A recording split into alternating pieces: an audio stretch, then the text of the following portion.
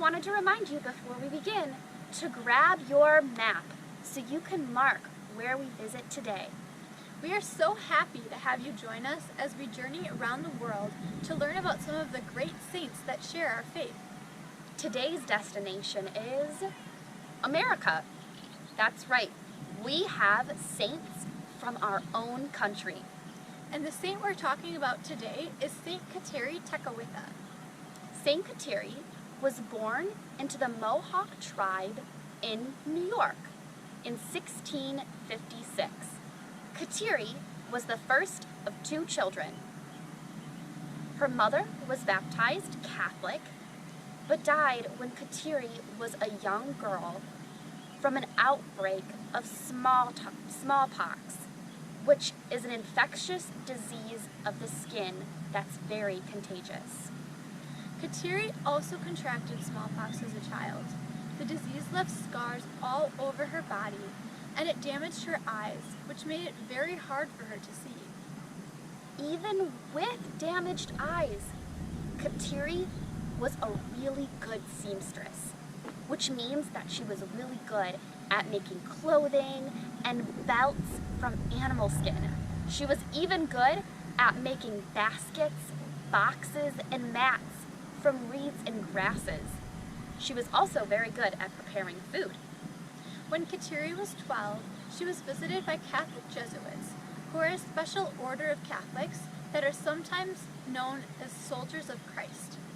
The Jesuits spent time talking to the people in Kateri's tribe and would use the Mohawk language that they spoke to share the good news of the gospel and instruct the tribe members about the teachings of Catholicism. Kateri grew up listening to the Jesuits, and when she was 19 years old, Kateri became Catholic herself.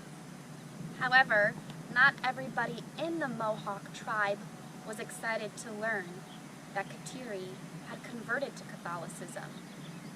Kateri's own uncle, who was the leader of the tribe, was afraid that the teachings of the Catholic Church would threaten their tribe's beliefs. So he shunned Kateri for becoming Catholic, just like he shunned his own daughter, Kateri's cousin. Kateri didn't let her uncle stop her from following God's commandment to love others. When Kateri was 13, she helped with a war that had broken out by aiding a priest who was tending to the wounded and delivered food and water to the warriors. Kateri was threatened many times to give up her Catholic beliefs. Sometimes she was even told that she would die if she did not stop believing in God. But her love for God's creation and patient trust in the Lord prevailed.